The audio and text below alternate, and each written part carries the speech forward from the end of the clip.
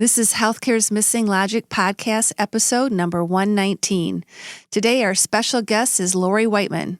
We talked to Lori about her lessons from grief and what she's doing to help others. Stay tuned.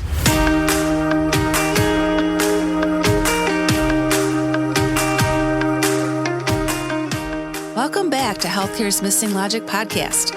This is the only podcast that shows you how to leverage polarity intelligence, an essential competency for healthcare leaders, and the missing logic in healthcare, so you can create healthy, healing organizations and become a thriving, resilient, and unstoppable healthcare leader. We are your hosts, Tracy Christofferson and Michelle Trosett. We've been best friends and colleagues for over 30 years.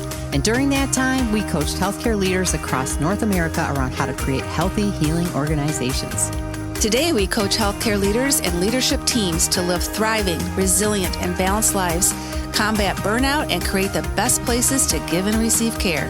This podcast is for the unsung hero of healthcare, the healthcare leader.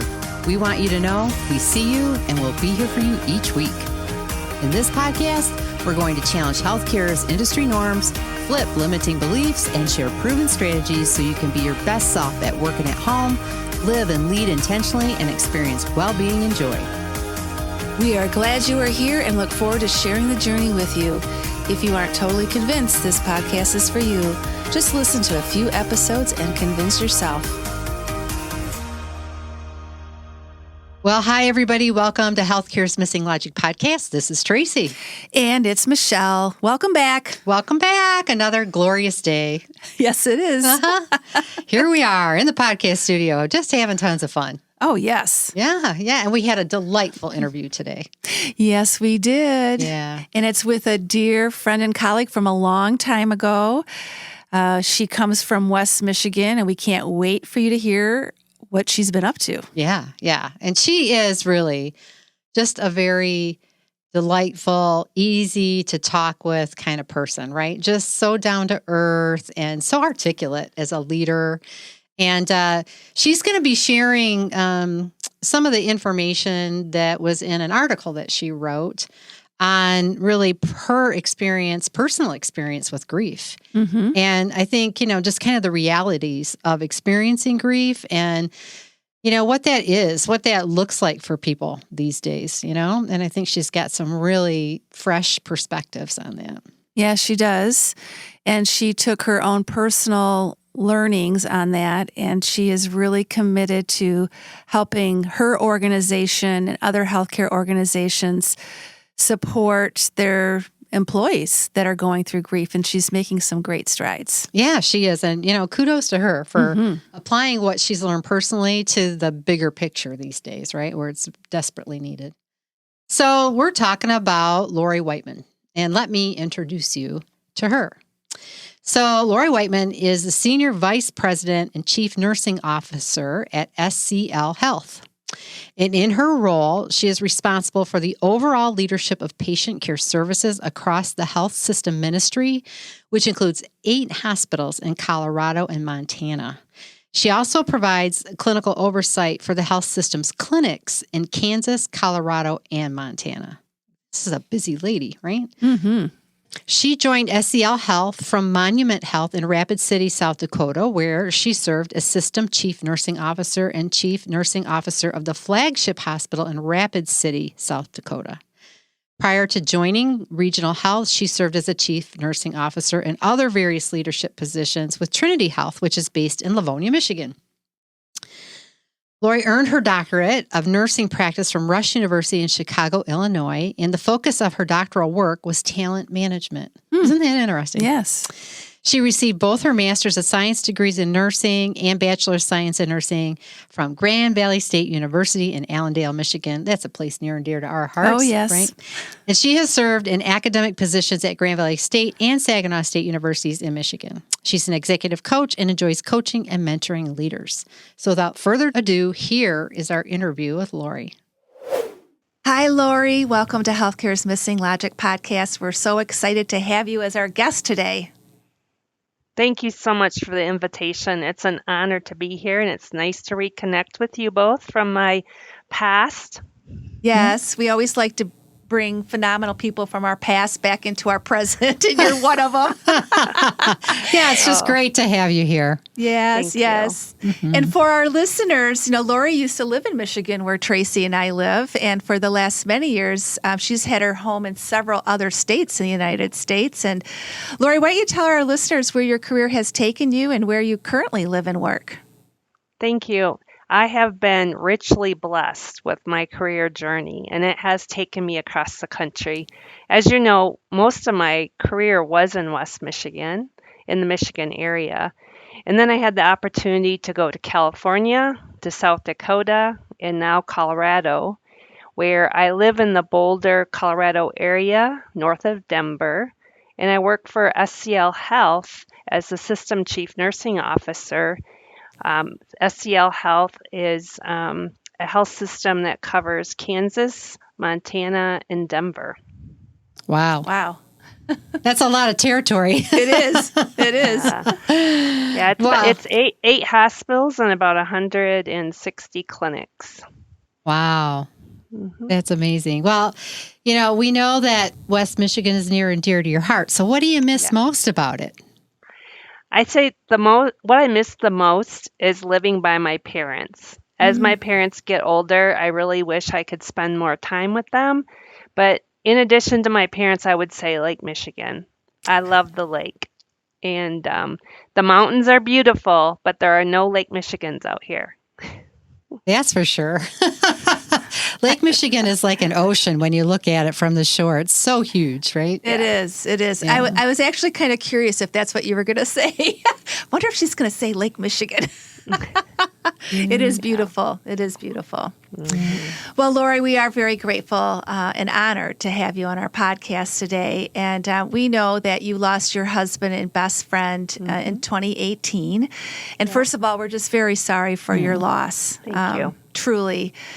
And early this year, you published an article in Nurse Leader. It was actually just published in August on your lessons learned through your grief. And it was such a timely article at this time of a COVID pandemic and so much grief in our patients, in our frontline staff, and with, as leaders. And just really what it means today and as 2020 going forward. Right. And so we really, the article came across and I was like, oh my gosh, this is Lori and this is her story, and you've taken it to another level with sharing your story.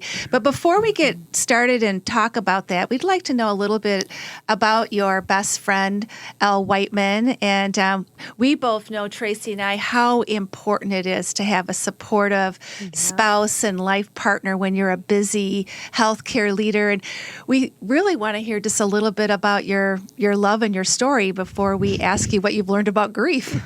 It was funny. My husband was in the same line of work as my father, and he was this single, hardworking guy. And my parents used to invite him over for dinner, like on Friday evenings. My mom wanted to take care of him. My dad commented one time, he only seems to be showing up for dinner when you're coming home from college for the weekend. I'm starting to get suspicious.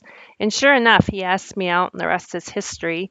We were married for over 30 years. We have 2 beautiful daughters and 2 great son-in-laws. I only have granddogs at this point, but my daughter Lisa and son-in-law John will be fixing that soon. I'm going to have my first granddaughter in January. Al was a really strong supporter of my career journey. He pushed me to take risks. Pushed me sometimes when I didn't even want to be pushed. I credit my master's and doctoral programs to his pushing. And he really helped me grow to my full potential as a leader. He even stepped back in his career to support me in living my dream. Oh, that's so awesome. And again, we can really relate to that. Yeah, I've got one of those who's pushed me through a bachelor's, a master's, and a PhD. So I totally can relate. He believed in strong women, strong independent women, and he had his hands full with 3 of us at home. Oh, I bet. Yes. I bet he did. A lot of lessons there for Al. Well, one of the things that you point out early in the article is how quickly, you learn that grief is unique to each person. Like everyone walks their different path with grief. And that one of your key ahas early on was it wasn't anything you could, air quote, control, right? So tell our listeners what you learned about grief in those early stages. Yeah, Alan struggled with health issues about the last 15 years of our marriage. And so we had ups and downs with his health. And I learned to push through those periods of time of health issues and compartmentalize things and just keep moving, right? Knowing that there would be an end point. And I really hung on to a Harvard Business Review article that talked about there is no work-life balance. It's all about riding the waves. And I would just ride the waves and get to a point where things were calm seas again, and we would just move on. I found that grief really is a tidal wave. It knocks you out of your boat. There is no compartmentalizing or using normal coping strategies. I was dazed, confused, forgetful, just like I had gotten hit with a giant wave. And my emotions were not controllable, which was really frustrating for me because I tend to be extremely calm and collected. I mean, I pride myself on being a calm leader, and just the range of emotions that I could no longer control was really frustrating. But I find that all people experience grief a little bit differently. The dazed, confused feeling is something that you see repeatedly in the literature. But grief can be a loss of a job. It can be the loss of a patient. It can be just even change in norms, which I think we're seeing through the pandemic, right? The grieving response is being elicited by a lot of different things. I think it's brought it front and center to us that grieving is more than just the loss of a loved one. That's so important. It is. Right, to recognize. And I think sometimes people do compartmentalize that, right? They kind of, no, that's only, I haven't lost anybody, but loss occurs in a lot of different ways. So to your point, I think that's just so important to know that. I think resiliency is another interesting component of this, in that people have different levels of resiliency and they have different coping mechanisms, right? Unfortunately, one of the things I worry about is people using drugs, alcohol, and other methods to medicate themselves, another form of compartmentalization, right? So it's really important for us to address all the grieving that we see in our communities today. Mm-hmm. Yeah. And I think sometimes, to your point, there's a lot of different things you can grieve about. Is you may not even recognize what you're experiencing is grief. And sometimes it takes, I know I shared with you, Lori, that my father passed away in January of 2020. And sometimes it was Tracy that would have to remind me, you're still grieving. Because you do think, okay, I've dealt with that, now let's move on. But that wave does come again and again, and you don't always, you're not in control of when that happens, to your point. Yeah. What I've explained to people that I've coached around grief is that you have the tidal wave, and then you have big waves, and then you have smaller and smaller waves. So if you think of Lake Michigan, you never really get to a calm, glass-like lake again because your life is different. So you'll just have to respond to those little bumps, and those little bumps become more and more manageable, regardless of what your grief experience is. Yeah, that's so true. That's so true. And it lasts for a long, long time. I mean, I lost both my parents in the same year. And like you, right, you compartmentalize, you do what you got to do. You're moving through each of those moments, But even, 16 years later, you can get hit with a wave. Like something will just hit you, right? And you still are recognizing the significance of the loss in that moment, right? Yeah. And to your point, you can handle it better, but still you can get one of those waves 20 years later that'll knock you down, right? Just, because I think you're expecting them less the longer, the longer the time frame. But let's talk a little bit too about just your intention in writing the article, and that really it wasn't only just to help other grievers, but to help organizations understand grieving, right? And kind of put better support systems in place because of a depth of understanding. So tell our listeners a little bit, what are some of your recommendations to healthcare organizations, and what are you doing inside your own organization around this? Thank you. Yes, my mission moving forward, especially as we remain in this pandemic, is to educate leaders on grief and how to be an effective leader in handling grief amongst your employees. It's important before the pandemic, but it's even more important now. I'm working to raise awareness in organizations about the importance of effectively managing grief. I find that we get mandatory HR training around safety, sexual harassment, all these things. I really think organizations need to consider how to provide grief education to leaders at every level of the organization. It requires a different leadership skill set and a different style of leadership, a compassionate leader. Um, so that's what I'm trying to do. We need to move beyond the HR policies and employee assistance programs. Leaders need to understand and identify the different stages of grief. To your point earlier, we don't always know that we're grieving or that we're struggling, and we need leaders to reach out. You can't just say nothing and hope grief goes away. We have to have leaders that are comfortable having communications with grieving individuals and providing coaching. Think about coaching them and growing in their development. It's no different in coaching them through a grieving experience that they might be having, and educating our employees about the post-traumatic growth, that there is an end point where people can live and lead healthy, happy lives again. And leaders need to know how to move people through those stages of grief, to get to the other side, so to speak. I think leaders also have to understand their own bias, their own lens. How we were raised and how we were raised to experience death and loss is a big impact. And each leader needs to self-evaluate how they view death or grieving. To some people, for example, the loss of their pet is just like losing a human being, and we can't judge, right? For me, I would agree with that individual. The loss of my doggie would be detrimental, but other people don't think that way. It's just a dog, right? We can't judge. We just can't judge, and we have to learn to understand our biases and then understand what are the effective strategies. I found in my experience, and then as I've worked with people in the pandemic, we need to provide structure.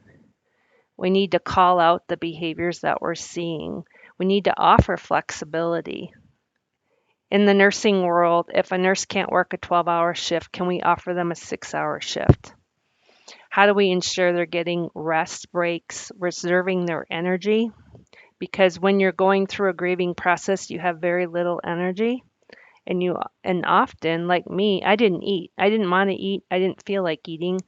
So how do we help people make sure they're getting meal breaks, they're getting rest periods at work, we're managing their schedule around their needs? There's a lot to do with that. And finally, leaders need to be compassionate. And I know I mentioned that earlier, but this is a time in our country where we need to have compassionate leaders. Firm leaders, right? I mean, we have to build some structure and make clear expectations for people. For me, when I talk to nurses that are grieving, it's like patient safety and quality care are non-negotiables. And if you can't show up where you feel like you can deliver safe patient care, then you shouldn't be at work, right? Just trying to make those expectations really clear for people. What are we doing at SCL Health? Well, we offer all the traditional HR strategies that everyone else is, in adding strategies around well-being, mental health. I know a lot of organizations are doing that, and that's wonderful. I think one thing we're doing differently that I'm really proud of is we have a campaign that we're calling Enhancing the Caregiver Experience. And we're trying to make the caregivers' lives easier through technology, through our staffing and scheduling practices, workflows, everything.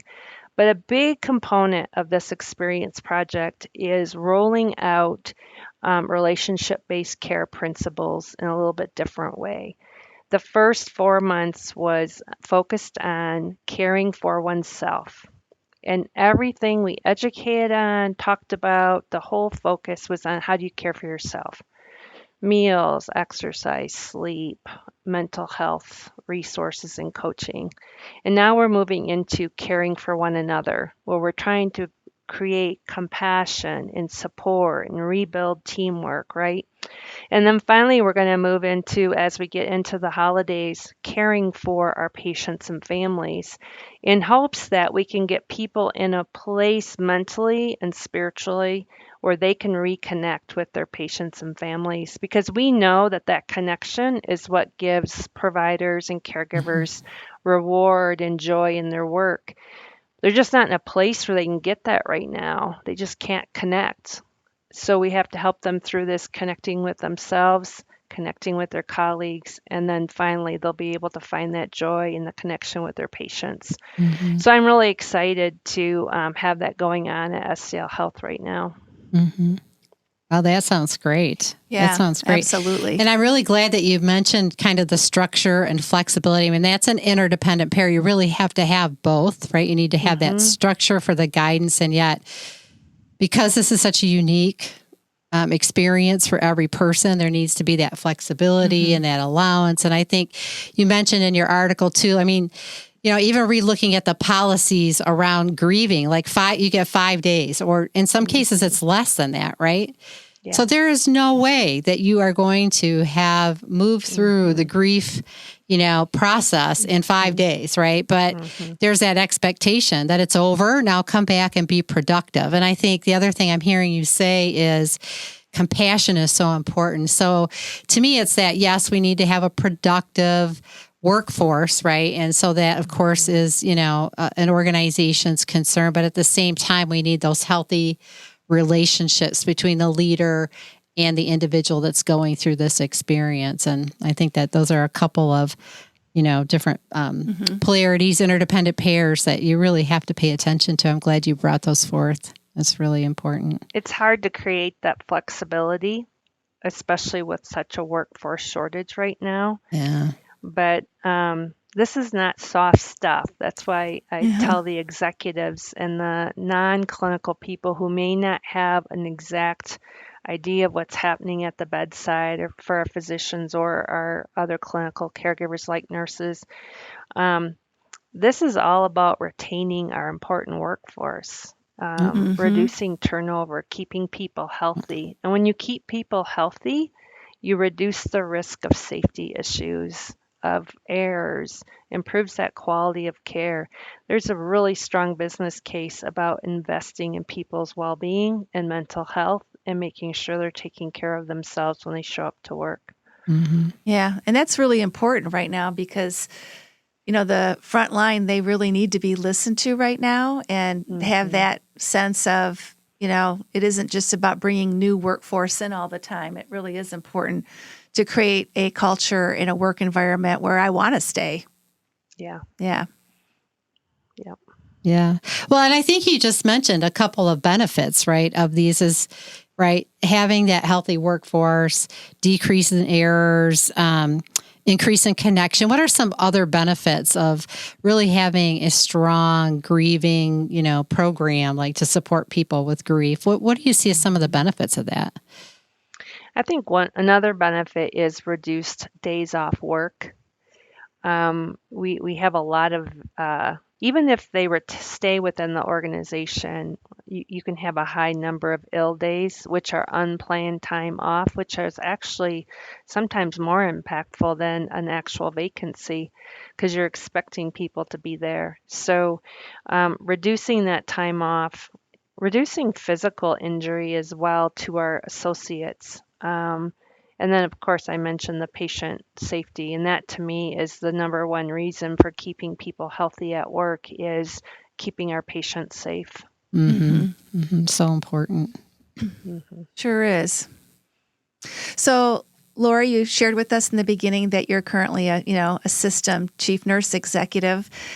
And so you're a leader, with the front line. And we were curious how you would describe the current state of the workforce as we continue on with COVID. We're going into our second year almost of this ongoing pandemic. So how would you describe the workforce today as they deal with this?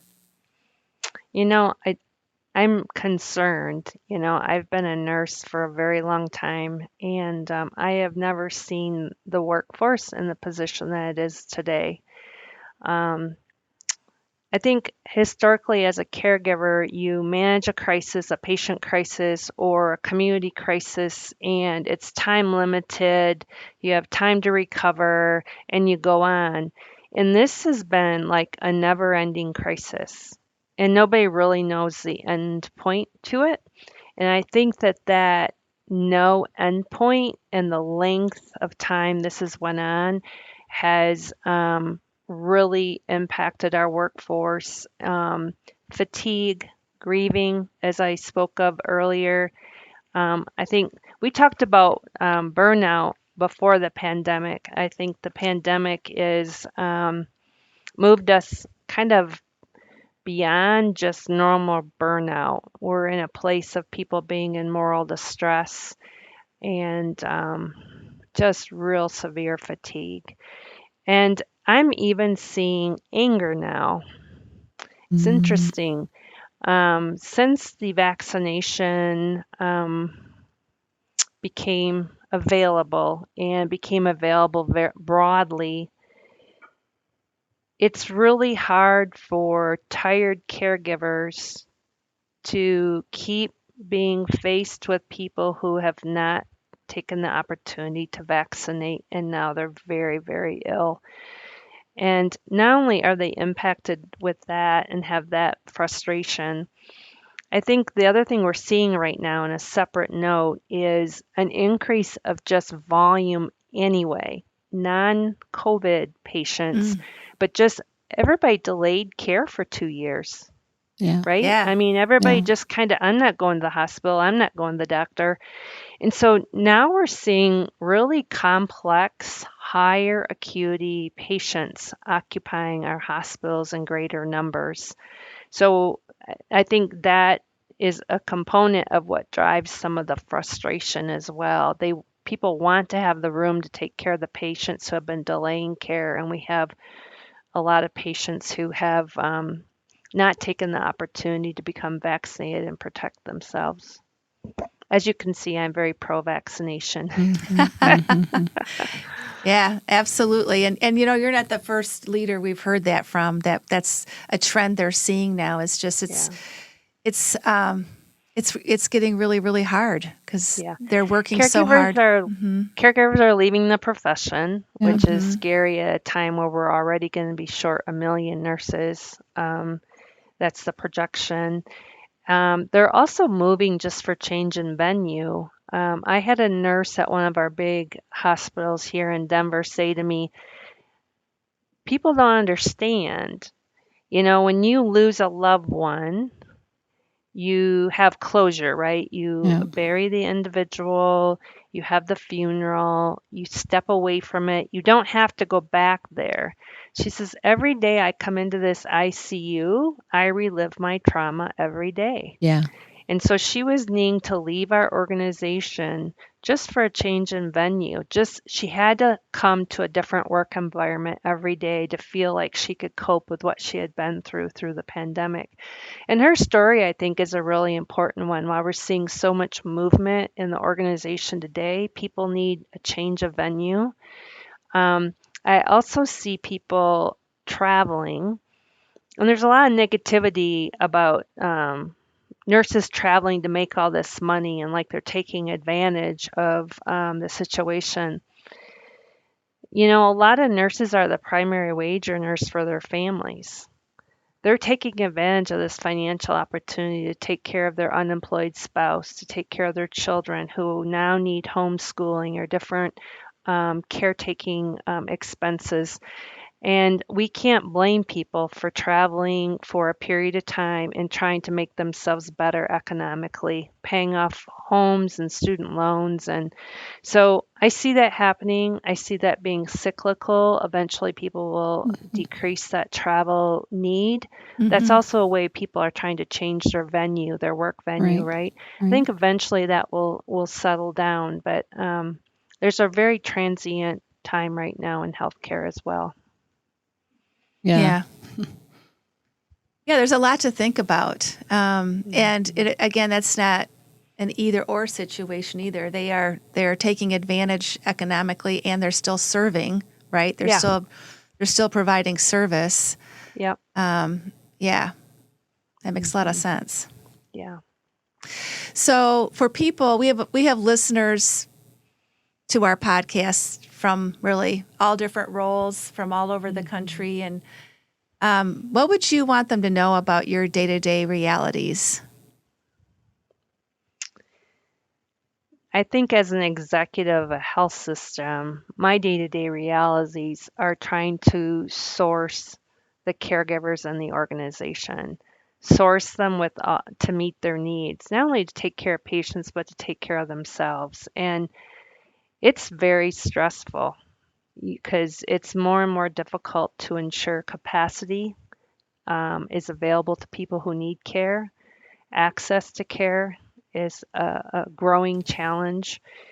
And just having enough capable, healthy mind, body, and spirit caregivers to fulfill the demands is stressful. The pandemic has brought unique stresses to each component of healthcare, right?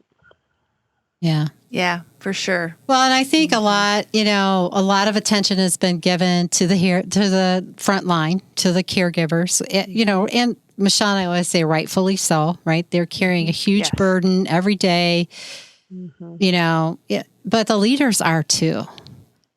The leaders are behind them, trying to hold them up, to your point, all the things that you're trying to do. While it's not hands-on care, right, and the same kind of stress that is, it's a different level of stress and a different level of trauma and challenge that has been sustained for you as well.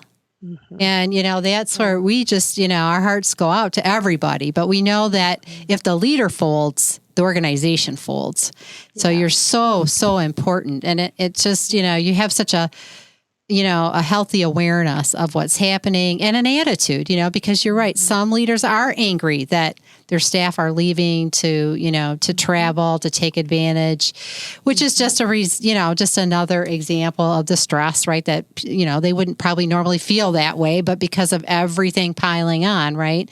You kind of have those kinds of emotions. It's a grieving process. That's probably a part of it as well, right? Their organization is changing in ways they don't have any control over. And, they want to, like you, provide really quality, safe care, right? So a lot of leaders are even stepping to the bedside to provide that hands-on care. So a lot of those first-line leaders are not only trying to do their jobs, but they're also delivering care to patients, and they're trying to balance that fine line between helping their staff, actual physically hands-on care, and helping their staff make sure they're resourced appropriately. It's a challenging time.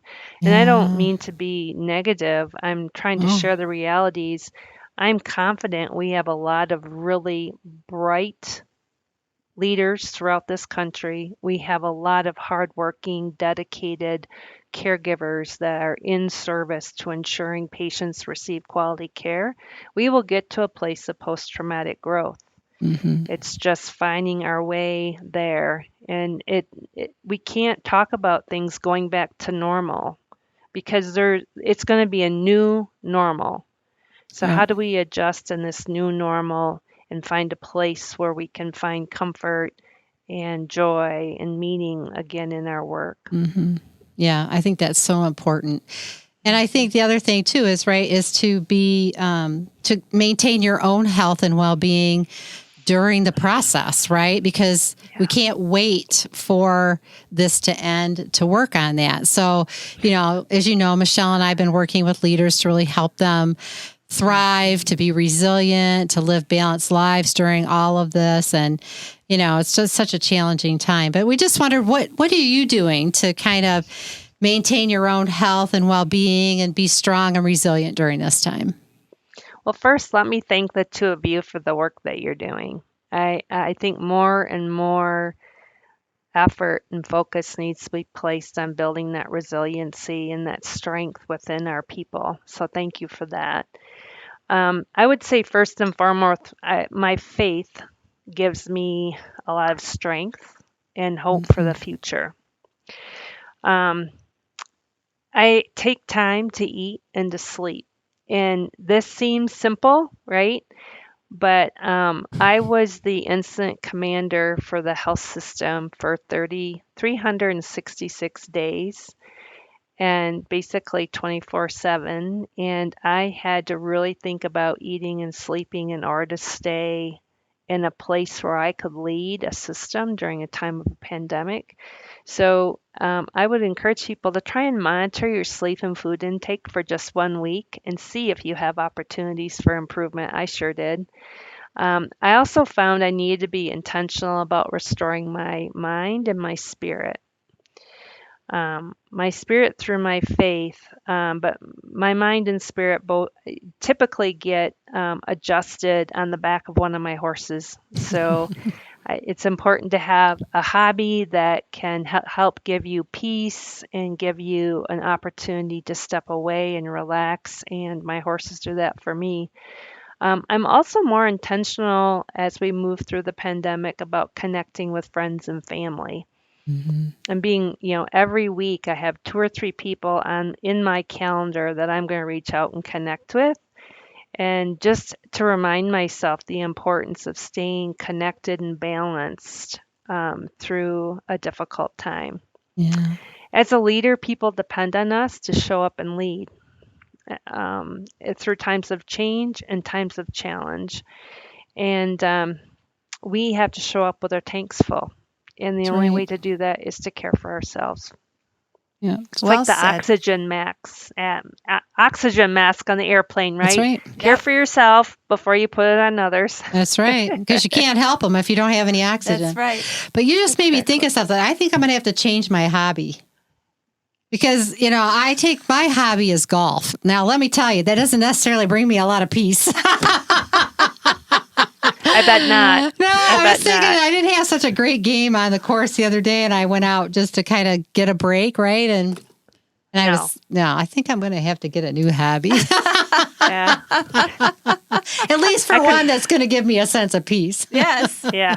99% of the time, my horses do that for me. Or it's walking my 3 labs. I have 3 labs, and I just go out and hike here in the beautiful mountains of Colorado. And it's just, you have to get in a place where you can restore, right? Exactly. Yeah, and you're in such beautiful nature. Such beautiful nature to Love do that. Mm-hmm. Yeah.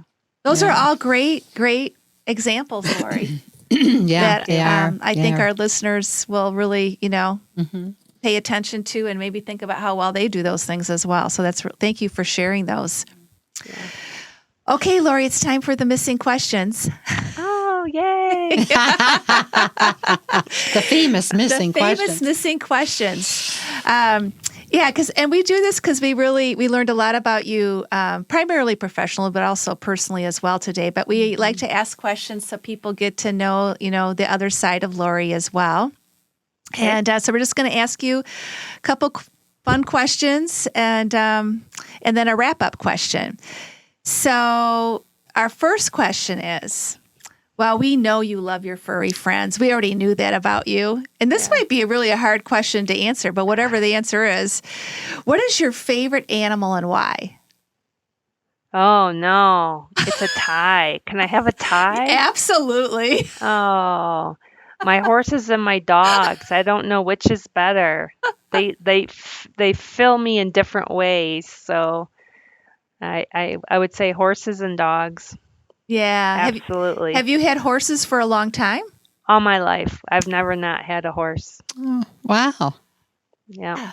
Not too many people can say that. No. And I have 5 now. So as you can see, I'm not good at limiting myself either.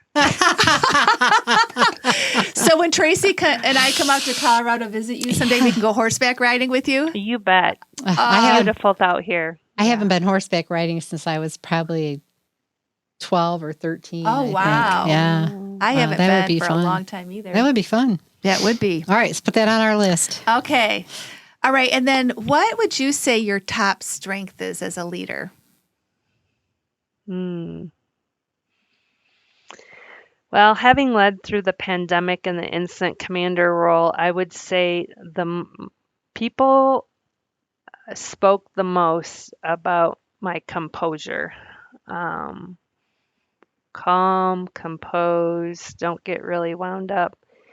And I just think that's from my years of adjusting to Al's health issues and different things. There's just nothing that can be bad enough to get worked up. So hopefully that's what I'm told it would be a strength, is being able to lead in a way that's calm, composed, keeps people reassured and relaxed, and having hope and faith for what we're doing is the right thing. Well, that's a great strength to have. Yeah, absolutely. And to Yeah. have it affirmed by others. Yeah, I'm sure your faith is a part of that as well, right? You just have a Yes, faith it is. everything will turn out, right? Exactly how it's is. meant to. Yep. Yeah. Yeah, that's wonderful. Well, our wrap-up question has to do with polarities and polarity intelligence. You know, we teach individuals about, interdependent pairs, that values or perspectives that appear to be different or opposite. And one of the things about that is really kind of this concept of both and, right? And that you need both interdependent pairs in order to get to that greater purpose. And sometimes we have a preference poll. Sometimes we prefer one more than the other. And it's just really important to know that, because it can be a bias. And we talked about that earlier. Yeah. But when you think about rest and activity, where would be your preference?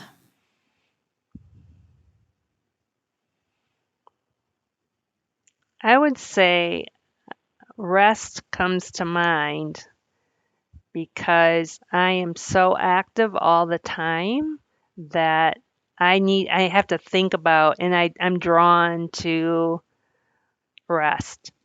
Does that make sense? Yeah, it does. It does. Yeah. It makes perfect sense. Yeah. Yep. So you're already automatically, dynamically balancing those two with each other. Yeah. Because you are an active person, but you prefer rest. Yeah. Well, I think one thing that I would comment is I'm an introvert through and through, and I have to push my energy all day to do the kind of work that I do. So, I need to give my brain a turn off in a rest period for me to really kind of re-energize. I just know that about myself, and if I don't do it, I get grumpy. You're not alone. You're really not alone. Oh, that was wonderful. Well, thank you for answering our missing questions. Yes, thank you so much, Lori, and thank you for taking the time to be with us and to share your incredible journey and lessons, both personally with the loss of Al and what you learn about grief, and we just give you such kudos for then taking it to the next level of sharing that wisdom with others and then making a difference in your own healthcare system. And I think your article will touch a lot of different leaders as well, too. And we certainly wanted to have you on the podcast to continue to spread that message of how important it is, of how we look at grief and we provide a space for our caregivers and ourselves as leaders to grieve as well. Yeah, and I think it's such an important time for the message. There's, again, that awareness that grief is unique to each person. It happens at its own pace, right? You go through things at whatever pace is right for you, and that we are grieving, right now, individually, organizationally, nationally, there's a lot of grief happening. I think just that awareness and the need to change the policies, change the practices so that we can support each other. It's a very, very, as important as anything else that we're doing right now to support each other. So thank you for the message and sharing that with our listeners. Yes. Oh, it's such a pleasure to get to come and talk with you both. Thank you so much. And I'm happy to help anyone that wants to reach out and wants to learn more about how to support their organizations or needs more information about our enhancing the caregiver experience. However I can help, I'm happy to do that. Oh, that's great. That's great. We will put your contact information in our show notes, and we'll also put the reference to the article too, Lori. Yeah. Oh, awesome. That'd be great. Yeah. You're welcome. Definitely. Okay, listeners, this is a wrap for another episode of Healthcare's Missing Logic podcast. And we just ask that you stay safe and healthy going forward. And Lori, we just want to thank you again for a great episode. Yeah, thank you, Lori. Thank you. It's a pleasure. Bye, everybody. Bye.